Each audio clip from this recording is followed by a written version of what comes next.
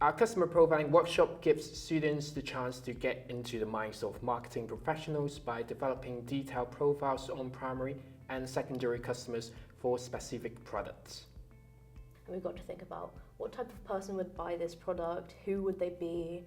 We got to kind of like cut out images, put them all together and visualize this possible consumer. An example that was given to us was Jaffa Cakes, how that's targeted towards kids with the bright colours, easy and legible font, the orange peel and stuff. However, that could also benefit if you do sports, you don't eat loads of cakes. My favourite part of the customer profiling workshop was when we got to create collages based on the primary consumer or secondary consumer of a brand.